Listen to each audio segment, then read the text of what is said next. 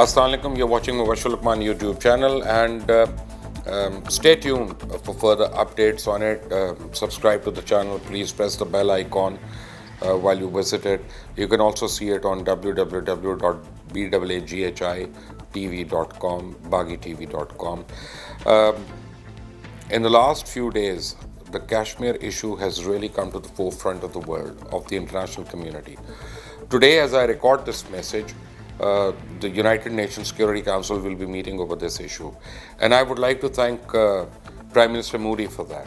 Because for the past 50 years, everyone in Pakistan has been really trying desperately to get the attention of the international community.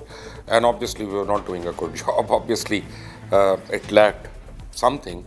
But suddenly, with the Pulwama attack, with the self-created Pulwama attack, and then the aftermath of it, and then Article 370 being abolished, and then Kashmir being annexed to New Delhi, Mr. Modi has suddenly brought Kashmir to the international forefront and international limelight. And what he has managed to tell the world, and hence the reason why the international media is following Kashmir very closely now, is that Kashmir stands out as a flashpoint between two nuclear countries, and it cannot be ignored anymore.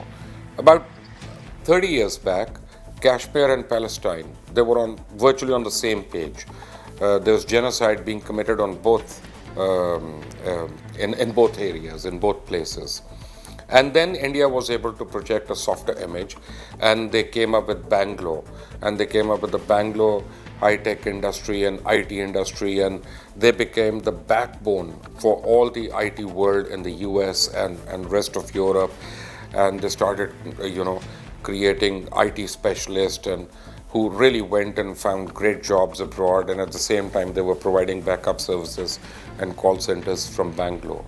But with this one move of abolishing 370, Mr. Modi has made the world see through Kashmir and look at India through the eyes of the Kashmiri people. And there are atrocities being committed over there. In the last 72 years, over 120,000 people have lost their lives. Over 18 to 20,000 women have been raped and molested.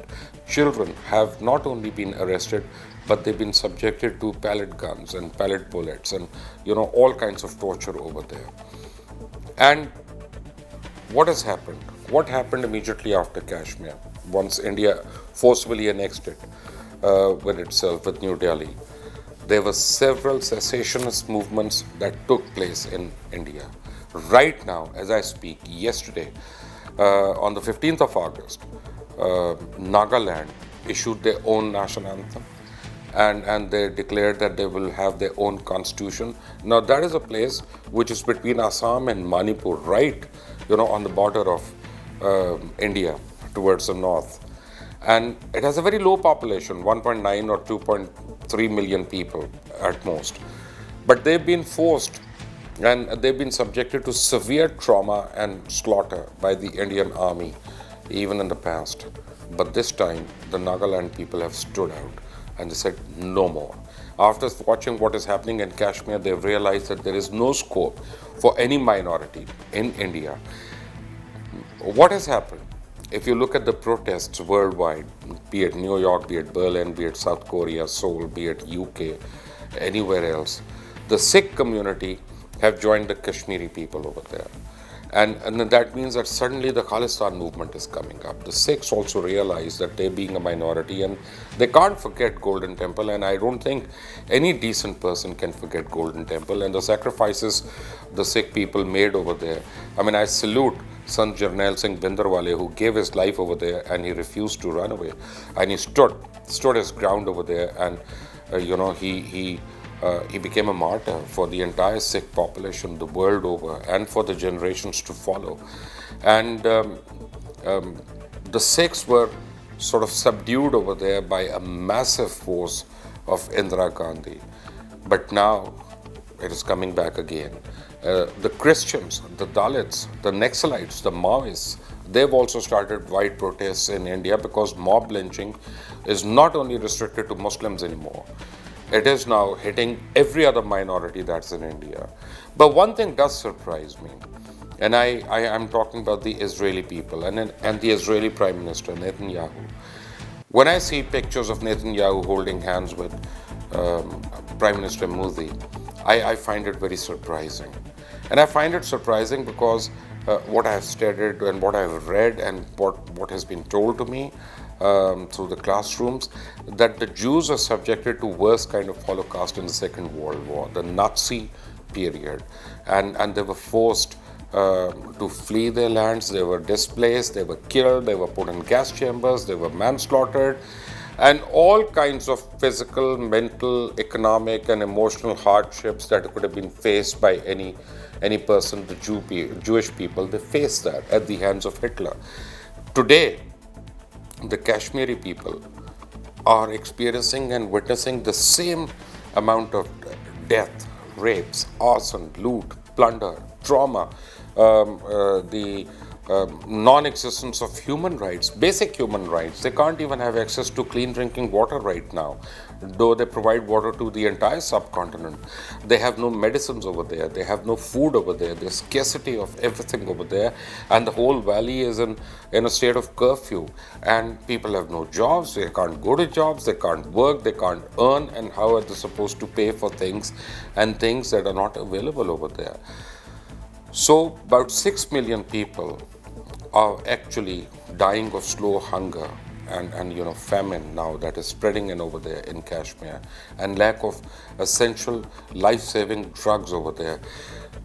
The Jews that have seen and all of this Holocaust, if they hold Modi's hands, then that is really surprising and that is really shocking. One would have hoped that at least there's one community in the world that would never take sides, with the victims of another against with the aggressors of another Holocaust. I mean, Modi is recreating Nazi Germany in Kashmir over here. Modi has already done that and very effectively, and it's there for the world to see. I mean, I thought, I'm not a politician, I'm not making a political statement, I'm not a diplomat either. So I'm saying it the way it's coming to me, what's in my heart, that the last person I would want, or I would expect to see holding hands with Modi is a Jew who, or his forefathers, were victims of the Holocaust. What we over here as neighbors are witnessing in the Indian occupied Kashmir is a Holocaust of vast proportions, and it can't be overlooked. I hope the Security Council can find a way of giving respite to the Kashmiri people. The Security Council can find a way of implementing its own resolution passed almost 6 decades back. The Security Council can find a way of giving a right of voice and the right of vote to the Kashmiri people. What has happened is that until now, people have been unaware of whatever has transpired over there because of one fundamental reason.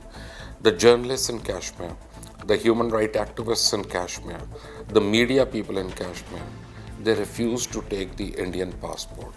And as a consequence, once they do not have a passport, they can't get a visa, they can't travel, they don't go out. And they are not out over there, telling the world what is happening to them. It is only through the eyes and the ears of the Kashmiri people who are outside Indian occupied Kashmir that the world knows this much about whatever is going on over there. The time has come for the international community to step in. The time has come for the international media to step in. The time has come for the international human rights organizations to step in. And the time has come for those, people who cry out on Twitter and on Facebook for Me Too campaigns to come in and step in and save another 20,000 women from being molested. The Indian parliamentarians have been openly propagating that they want to pick up girls from Kashmir and they want to take them back to India. This kind of, shamelessness has to be stopped and it has to be reversed. India has to move back. Kashmir must come to the Kashmiri people, and they have a right to decide who they want to be with, and they have a right to decide about their resources and about their futures and the future of their children. We cannot sit idle. We have to raise the voice, and wherever you are, you must help us. Use your keyboards, use your smartphones, use your Facebook, use your Instagram, use your Snapchats, and use whatever means that are available to you to pick up the pictures and the videos and the statements that come to you, showcase them, show them to everyone in the international arena so that they can know that Modi is actually Hitler reincarnated. You're following Mubasher Lucman. Thanks for watching. Allah Hafiz.